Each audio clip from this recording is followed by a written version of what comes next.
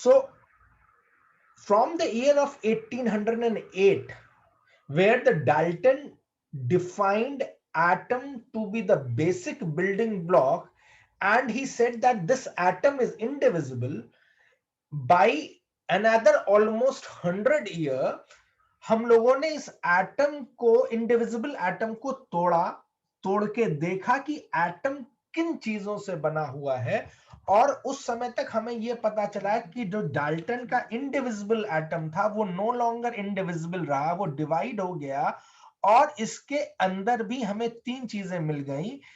एक मिला हमें इलेक्ट्रॉन, और दूसरी चीज मिली हमें इलेक्ट्रॉन के साथ साथ न्यूक्लियस। और यहां से सबसे पहली बात जो एक स्ट्रक्चर तैयार हुआ था, जो आपने इससे पहले के चैप्टर में पढ़ा था, रदरफोर्ड का मॉडल, जिसका नाम था न्यूक्लियो प्लैनेटरी मॉडल। ठीक बात है। तो इस तरह से atom no longer remain indivisible. Atom itself was made up of some basic particles, which was electron and nucleus, and later afterward by 1930s Chadwick नाम के साइंटिस्ट ने न्यूक्लियस को भी ब्रेक कर दिया, और न्यूक्लियस के अंदर दो चीजें मिली हुई, और उनको कहा गया प्रोटॉन्स एंड न्यूट्रॉन्स। तो बच्चों, अब तक by 1930s या 35 to be more precise, let me put up that year. So by 1935 there was a physicist by the name of Chadwick. He broke inside the nucleus and found that inside the nucleus there were two more elementary particles. तो ये elementary particles बन गए बच्चों, elementary particles। और अब हमारे atom के अंदर तीन तरह के एलिमेंट्री पार्टिकल्स मौजूद हो गए थे। एक था इलेक्ट्रॉन, सिंबल है 0e-1, please take care about the symbol. एक है प्रोटॉन 1p1, और फिर एक था बच्चों neutron. Proton and neutron they used to reside inside the nucleus, ये न्यूक्लियस के अंदर मिलते थे, और इनको कलेक्टिवली अब हम नाम देंगे न्यूक्लियॉन्स। तो these are the residents of nucleus, और इनका जो प्रेजेंस है वो सिर्फ और सिर्फ न्यूक्लियस के अंदर है, न्यूक्लियस के अंदर ये पाए जाते थे किसी भी एटम के अंदर। तो इस तरह से हमारा जो एक डाल्टन का व्यू पॉइंट था इनडिविजिबल एटम का, वो धीरे धीरे करके खत्म हो गया, और अब हमारे पास एटम के अंदर तीन चीजें अवेलेबल हो गई। इलेक्ट्रॉन्स कुछ इस तरह से जो सर्कुलर ऑर्बिट्स में घूम रहे हैं बच्चों, और एक है हमारे पास न्यूक्लियस, और इस न्यूक्लियस के अंदर हमें मिल रहे हैं protons and neutrons. Together we are going to call them as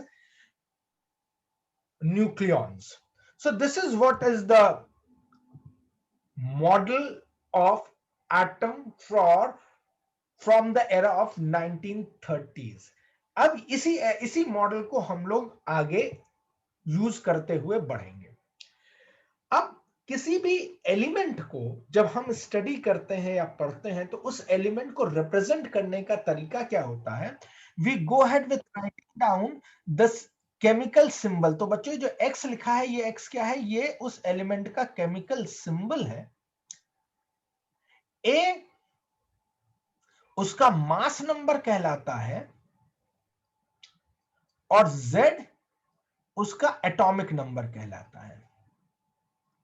तो केमिस्ट्री में आप ज्यादातर इस तरह से किसी भी सिंबल को रिप्रेजेंट करते हैं। पीरियोडिक टेबल में भी आपका ये रिप्रेजेंटेशन बहुत कॉमनली यूज होता है। सो this is how you represent any element that exists in our periodic table. We write down its chemical symbol. On the top you get the mass number, and at the bottom at the foot you write down its atomic number. बच्चों, हम लोग physics में जो ये आपका mass number है, इसको अब से क्या कॉल करेंगे? इसको कॉल करेंगे लाइक न्यूक्लियॉन नंबर। ठीक है, यानी जब मैं इसको कह रहा हूं न्यूक्लियॉन नंबर, तो आपको समझना होगा कि this is the number of protons plus number of neutrons.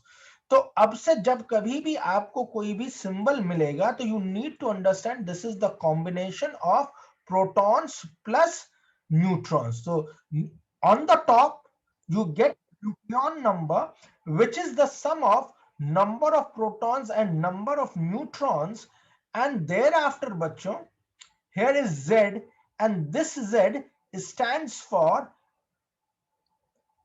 proton number. तो अब हम लोग इसको थोड़ा सा कॉलिंग के पर्पस से थोड़ा डिफरेंटली फिजिक्स में कॉल करेंगे. A stand for nucleon number and Z stand for proton number, and it's a proton number. So what it's going to tell me, it is going to tell me the number of protons present inside the nucleus. तो अब जब आपको कोई भी symbol कभी भी question में मिले, न्यूमेरिकल प्रॉब्लम में मिले, तो आपको जो टॉप पे बच्चों है, ये टॉप का नंबर, उसको कैसे समझना है कि that is the nucleon number and it is the collective sum of number of protons plus number of neutrons. और बच्चों जो बॉटम पार्ट में है, that is the proton number and that represents the number of proton. Expect करता हूं कि you all must have noted it down, this much information. Who are coming up little late, या जिनका miss हो गया connection की non availability की वजह से. So please understand how are we going to represent any element. Any element is going to be represented in physics with the help of a chemical symbol, which is going to be represented over here as X. For example, if it is chlorine, it might be Cl. If it is oxygen, it might be O, and something like that. पहली बात तो ये. और बच्चों इसके जब top पे ये A लिखा हुआ है, वैसे केमिस्ट्री के व्यू पॉइंट में इसको हम मास नंबर कहते थे, लेकिन फिजिक्स के व्यू पॉइंट में हम इसको कहेंगे न्यूक्लियन नंबर. अब बच्चों ये न्यूक्लियन नंबर क्या कर रहा होगा, ये बता रहा होगा total number of nucleons that is equal to sum of protons plus neutrons that are residing inside that particular nucleus. तो बच्चों ए जो है वो आपका न्यूक्लियन नंबर है. और ध्यान दीजिएगा बच्चों, जो ये Z आपने लिखा हुआ है, जिसको आप बेसिकली केमिस्ट्री में एटॉमिक नंबर कहते थे, ये Z एटॉमिक नंबर कहलाने के बजाय फिजिक्स में हम इसको कह रहे हैं प्रोटॉन नंबर. तो ध्यान दीजिएगा ये क्या बता रहा है, Z मुझे बता रहा है कि कितने number of protons are present inside the nucleus. तो इस तरीके से आप किसी भी एलिमेंट के सिंबल को फिजिक्स में रिकंसिडर करेंगे. Is that clear to everyone? Tell me please. Hello, am I audible to all of you students? Yes, sir. Okay. Now relating 1U with kg. How to relate U with kg? That is what we are going to derive now. Now, as you know, by definition, how have we defined 1U? 1U is defined as mass of a single C12 atom. It is defined as, by definition, 1U is defined as mass of a single C12 atom. ये definition कहती है. ठीक बात है. अब तुम्हें मालूम होगा कि ग्राम एटॉमिक मास C12 का कितना होता है. That happens to be 12 grams. ठीक है, किसी भी C12 एटम का ग्राम एटॉमिक मास कितना होता है, 12 ग्राम्स. फिजिक्स में ग्राम्स का रोल नहीं है, फिजिक्स में केजीज का रोल है. तो मैं इसको चाहूं तो ऐसे भी लिख सकता हूं, 12 into 10 to the power of -3 kg. बच्चों किसी भी सब्सटेंस के या किसी भी एलिमेंट के ग्राम एटॉमिक मास में कितने एटम्स मुझे मिलेंगे, किसी भी सब्सटेंस के या किसी भी एलिमेंट के ग्राम एटॉमिक मास में मुझे कितने एटम्स मिलेंगे, कोई बता सकता है? किसी भी ग्राम एटॉमिक मास में कितने C12 के एटम्स मुझे मिलेंगे? किसी को आइडिया है? 1 mole. Avogadro number. Avogadro's number, very correct. तो यहां पर किसी भी ग्राम एटॉमिक मास में number of C12 atoms that will be available, number of C12 atoms that will be available, that will be 6.023 into 10 to the power of 23. That happens to be Avogadro's number.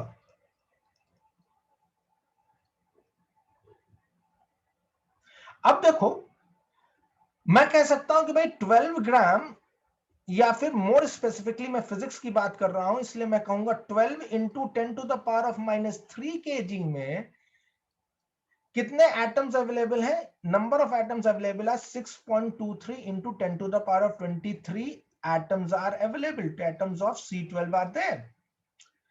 That means 6.023 into 10 to the power of 23 atoms of C12 weighs 12 into 10 to the power of minus 3 kg. But how I have defined 1U? That happens to be mass of a single C12 atom. Therefore, one atom of C12 will weigh how much?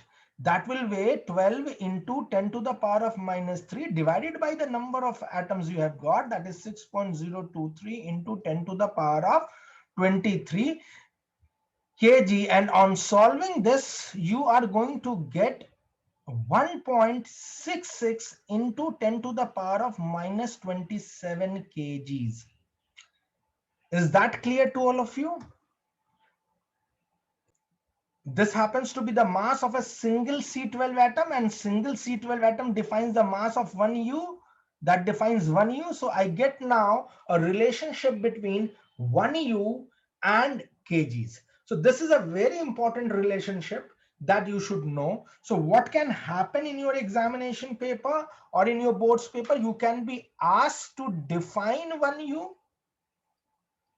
and then you can be asked to relate 1U with kg. तो बच्चों ये एक important question बन सकता है आप लोगों के लिए for 2 marks. Please take care. ये 2 मार्क्स के लमसम का ये क्वेश्चन है. डेफिनेशन 1 मार्क्स की और 1 मार्क्स का ये सारा relationship. I hope this is clearly understood by all of you. अब हम लोग एक और पार्ट में चल रहे हैं. 1U का रिलेशन हमने केजी में निकाल लिया. अब इसी के साथ साथ आइंस्टीन ने एक बहुत बड़ा डिस्कवरी किया था, एक बहुत बड़ा रिलेशन हमें दिया था, और उसको कहते हैं energy mass equivalence. In fact Einstein ने कहा कि एनर्जी और mass they are interconvertible, यानी I can convert masses into energy and energy can be converted into mass. Later after chapter में तुम यहां पर पेयर प्रोडक्शन और पेयर एनिहिलेशन पढ़ोगे, जो कि सीधे सीधे एग्जाम्पल है इस एनर्जी मास इक्विवेलेंस का. अब आइंस्टीन ने इसी के साथ साथ कहा कि भाई जब मैं मास को एनर्जी में कन्वर्ट करता हूं तो कितनी एनर्जी प्रोड्यूस होगी अगर मैं 1U मास को एनर्जी में कन्वर्ट करूं. तो भाई 1U मास को अगर मैं एनर्जी में कन्वर्ट करूं तो आइंस्टीन का ये रिलेशन है E is equals to delta M into C square. What is delta M? Where delta M happens to be the mass that you are converting into energy, and delta E then would be happen to be the amount of energy you are going to get. So delta E is equals to delta MC square, where delta is the amount of energy you are going to get when delta M amount of mass is going to converted into that energy. Now अगर मैं 1U के मास के conversion की बात कर रहा हूं बच्चों, तो 1U क्या होता है? 1U अभी आपने पढ़ा कि 1.66 into 10 raised to the power of minus 27 kg के बराबर है. और देखो यहां पर जो C है बच्चों, ये स्पीड ऑफ लाइट होती है. This is speed of light. तो मैं कर क्या रहा हूं कि 1U के करस्पॉन्डिंग एनर्जी निकालने के लिए डेल्टा M की जगह में 1.66 into 10 raised to the power of minus 27 रख देता हूं, और स्पीड ऑफ लाइट को 3 into 10 to the power of 8 रख देता हूं. तो on solving this I get energy as 1.49 into 10 to the power of minus 10 joules. So this is the equivalence of 1U in terms of joule. तो ये बच्चों क्या हो गया? ये रिलेशन क्या निकल के आ रहा है? ये 1U का रिलेट कर रहा है जूल्स के साथ. तो 1U रिलेटेड विथ जूल्स. तो this is a relationship between 1U and joule. तो ध्यान दीजिएगा ये रिलेशनशिप भी इंपॉर्टेंट है. And 1U comes out to be with joules. Okay, तो ये रिलेशन भी आपको मालूम होना चाहिए. लेकिन जूल के बजाय न्यूक्लियर फिजिक्स में एनर्जी ज्यादातर मिलियन इलेक्ट्रॉन वोल्ट में लिखी जाती है बच्चों. तो अब ये मिलियन इलेक्ट्रॉन वोल्ट में हम लोग रिलेशनशिप को लेके आते हैं. अब तुमने एटॉमिक फिजिक्स में पढ़ा था और इलेक्ट्रोस्टैटिक्स में भी पढ़ा था कि 1 इलेक्ट्रॉन वोल्ट जो होता है वो 1.6 into 10 to the power of minus 19 joule के बराबर होता है. याद है ये रिलेशनशिप? इलेक्ट्रोस्टैटिक्स में हम लोग ने डिराइव करी थी. It was the amount of energy acquired by an electron when it is accelerated through a potential difference of 1 volt, and that is called as 1 electron volt. तो 1 electron volt बच्चों कितना हो गया? 1.6 into 10 to the power of -19 joule. बहुत important conversion है बच्चों, कई बार ये पूछा जाएगा, कई जगहों में न्यूमेरिकल्स में यूज होगा. लेकिन हम यहाँ पे इलेक्ट्रॉन वोल्ट में नहीं बात करने जा रहे हैं, हम लोग यहाँ पर मिलियन इलेक्ट्रॉन वोल्ट में बात कर रहे हैं. और मिलियन यानी 1 into 10 to the power of 6, million में 6 जीरो होते हैं. सो 1 मिलियन इलेक्ट्रॉन वोल्ट कितना हो जाएगा बच्चों? वो हो जाएगा 1.6 into 10 to the power of -13 joule. और यहीं से देखो तो 1.6 into 10 to the power of -13 joule 1 million electron volt के बराबर हो गया.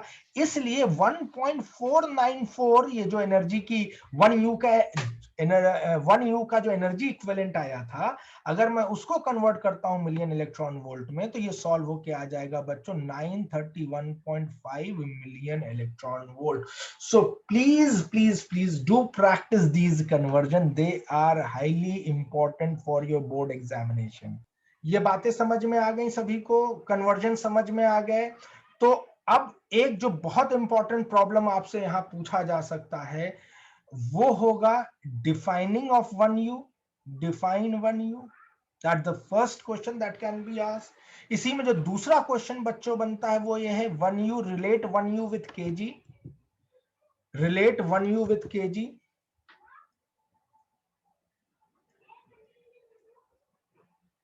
इसी में जो नेक्स्ट क्वेश्चन बच्चों बनता है वो बनता है आपके लिए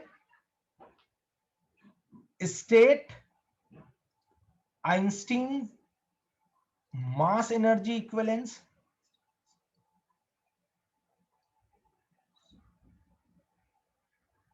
ये मास एनर्जी इक्विवेलेंस का रिलेशन मालूम होना चाहिए आपको. और बच्चों फिर रिलेटिंग 1U विथ जूल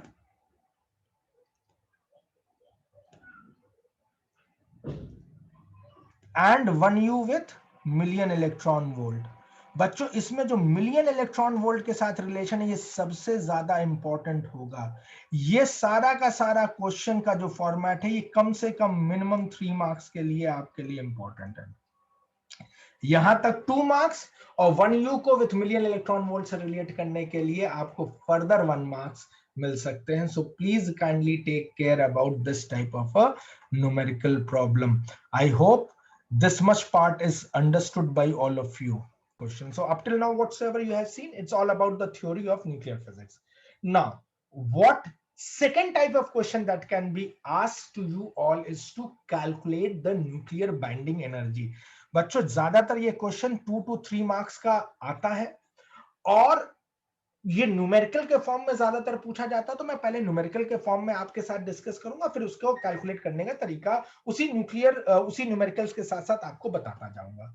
होता क्या है कि nucleus is made up of nucleons. When I am saying nucleons I mean to tell you protons and neutrons collectively they are called as nucleons. तो कोई भी एटम का जो न्यूक्लियस है बच्चों वो दो चीजों से मिलकर बना हुआ. कौन सी दो चीजें? एक प्रोटॉन्स है और दूसरा क्या है बच्चों? न्यूट्रॉन्स है. इनको कलेक्टिवली हम लोग कहते हैं न्यूक्लियॉन्स. ठीक.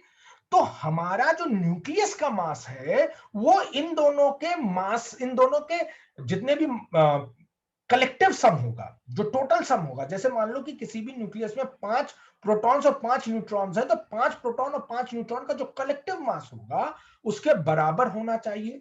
तो ये जो कलेक्टिव मास निकलता है बच्चों उसको हम कहते हैं expected mass of the nucleus. तो सबसे पहला काम जो मुझे करना होता है वो किसी भी न्यूक्लियस का एक्सपेक्टेड मास निकालना होता है. What is expected mass? Expected mass is the collective mass of its nucleons, यानी collective mass of its constituents of protons and neutrons. तो जितने भी प्रोटॉन्स जितने भी न्यूट्रॉन्स मिलके हमें कलेक्टिव मास दे रहे हैं उनका सम टोटल को हम एक्सपेक्टेड मास कहते हैं. अच्छा, अब ये जो एक्सपेक्टेड मास है बच्चों, जब मैं इसको कंपेयर करता हूं एक्चुअल मास से या ऑब्जर्व्ड मास से, तो ये दोनों मासेस बराबर नहीं आते. तो इन दोनों मासेस का जो डिफरेंस आता है उसको फिजिक्स में कहते हैं मास डिफेक्ट. ठीक है. तो अब मैं क्या करूंगा, जो कलेक्टिव मास निकला और जो एक्चुअल मास, ऑब्जर्व्ड मास, ट्रू मास, यानी कि जो तुम्हें मास मिल रहा है न्यूक्लियस का, उससे देखा, इन दोनों का डिफरेंस निकाला, तो वो डिफरेंस हमें मास डिफेक्ट कहता है। तो हमारा नेक्स्ट काम होगा कि ये मास डिफेक्ट को हम लोग ऑब्टेन करें। तो मान लीजिए अगर आपके पास कोई एलिमेंट है जिसको आप एक्स से रिप्रेजेंट कर रहे हैं, तो बच्चों ये ए जो है, अगर तुम्हें ध्यान हो तो ये कलेक्टिव मास था, इसे कहते थे न्यूक्लियॉन नंबर। और बच्चों ये Z जो था ये था प्रोटॉन नंबर। तो इस पर्टिकुलर न्यूक्लियस में कितने नंबर ऑफ प्रोटॉन्स हमारे पास अवेलेबल हैं? हमारे पास जो नंबर ऑफ प्रोटॉन्स हैं वो है Z। अगर मैं मान लेता हूं और कितने नंबर ऑफ न्यूट्रॉन्स है उसको मान लेता हूं, वो निकल के आ जाएगा A minus Z, because nucleon number क्या था बच्चों? न्यूक्लियॉन नंबर था number of protons plus number of neutrons. तो प्रोटॉन्स हमें ऑलरेडी पता चल गया था, तो वो तो था Z। तो न्यूक्लियॉन नंबर से जब तुमने Z को माइनस कर दिया तो तुम्हें मिल जाएगा नंबर ऑफ न्यूट्रॉन्स। और अगर मान लो कि जो मास ऑफ एक प्रोटॉन है वो mp है, और फिर मास ऑफ कोई न्यूट्रॉन अगर वो mn है, तो जो कलेक्टिव मास होगा या जो एक्सपेक्टेड मास होगा वो क्या हो जाएगा बच्चों? वो हो जाएगा Z। और एक प्रोटॉन का मास mp है तो कलेक्टिव मास हो गया प्रोटॉन का Z इंटू mp। और कितने न्यूट्रॉन्स है बच्चों हमारे पास? A माइनस Z, तो वो हो गया A minus Z into mn। तो ये निकल के आया आपका एक्सपेक्टेड मास, जिसको आपने किससे डिनोट कर रखा है? सिग्मा m से। तो Z mp plus A minus Z into mn। अब ये जो एक्चुअल मास है, जो ये एक्सपेक्टेड मास है और जो एक्चुअल मास है, इसमें डिफरेंस होता है, मैंने पहले ही बताया था। तो इनका जो भी डिफरेंस है बच्चों, उस डिफरेंस को हम लोग क्या कहते हैं? Mass defect. तो अगर कोई तुमसे पूछे डिफाइन मास डिफेक्ट, तो बच्चों ये डेफिनेशन है: the difference between the expected mass and the actual mass is called as mass defect. So please take care about this definition also. कई बार न्यूमेरिकल के साथ साथ छोटा मोटा ये जोड़ दिया जाता है। तो difference between the actual mass of the nucleus and the expected mass, actual mass of the nucleus and the constituent mass, yeah, observed or the expected mass is going to be called as mass defect. अब ये जो mass defect है divided by the total number of nucleons present is often called as packing fraction. तो दूसरी definition जो आपके लिए यहां इंपॉर्टेंस में आ जाती है वो आ जाती है packing fraction. How do you define packing fraction? Mass defect per nucleon is called as packing fraction. तो ये दो चीजें अब आपको ध्यान रखनी है। तो once you have calculated the mass defect, then by the help of Einstein energy mass relationship, you can always calculate the binding energy, because Einstein suggested that mass is going to be converted into energy. So E is equals to delta mc square। और तुम्हें मालूम है कि 1u का जो हम लोगों ने कैलकुलेशन किया था, और 1u चूंकि न्यूक्लियर एनर्जी के न्यूक्लियर मास को सिंबॉलिकली रिप्रेजेंट करता है, और उसके करस्पॉन्डिंग जो एनर्जी आती है वो 931.5 मिलियन इलेक्ट्रॉन वोल्ट के बराबर होती है। तो जो भी आपका मास डिफेक्ट आया उसको 931.5 मिलियन इलेक्ट्रॉन वोल्ट से मल्टीप्लाई कर देंगे बच्चों। तो इसको मल्टीप्लाई करते ही आपके पास बाइंडिंग एनर्जी निकालना आ जाएगा, बाइंडिंग एनर्जी की वैल्यू आ जाएगी। बट एक ध्यान रखना है कि इसमें डेल्टा एम जो है वो यू में लेना है, कभी भी केजीज में नहीं लेना है। वैसे न्यूमेरिकल प्रॉब्लम्स में मोस्टली आपको 1u मोस्टली मासेस आपको यू में ही मिलेंगे, केजीज में न्यूमेरिकल प्रॉब्लम में मेंशन नहीं होता है। बट फिर भी to be doubly sure you should always check that m is in u rather than being in kg, तभी आप उसको डायरेक्टली 931 से मल्टीप्लाई कर लीजिएगा। अब जब आपने बाइंडिंग एनर्जी निकाल ली, कैलकुलेट कर ली, तो बाइंडिंग एनर्जी की डेफिनेशन क्या होती है? How do you define binding energy? Binding energy will be defined as the minimum energy required to break the nucleus into its constituent protons and neutrons and to pull them infinitely apart at rest. बच्चों, most of the students write up till here. They fail to write this much part. Please take care. ये बड़ा important part है। जब हम लोग copy corrections वगैरह करते हैं तो हम लोग पाते क्या है कि इतना ही पार्ट बच्चे ने मिस कर दिया। 1 मार्क की डेफिनेशन है, इसी पार्ट के ऊपर बच्चे ने मार्क्स मिस कर दिया। Most of the children will be able to write down binding energy as the minimum energy required to break the nucleons apart. Correct है, बट वो क्या लिखना भूल गए, in and pull them infinitely apart at rest. So this is the most important part that you should take care. Please make a note of it. Now एक और term हम लोग निकालते हैं इसके बाद हम लोग फाइंड करते हैं बाइंडिंग एनर्जी पर न्यूक्लियन। और बाइंडिंग एनर्जी पर न्यूक्लियन कैसे डिफाइन होती है बच्चों? It is the average energy required to release a nucleon from the nucleus, and this is going to define the binding energy. Binding energy per nucleon, यानी binding energy जो निकाली आपने उसको nucleon number से यानी ए से डिवाइड कर दीजिए, आपको बाइंडिंग एनर्जी पर न्यूक्लियन निकल के आ जाएगी, and that is written as ben. Is that clear to all of you, bachcho? So now on the screen there is a question. We are going to do the question, this particular question, and understand how to approach this particular problem. I'm going to disconnect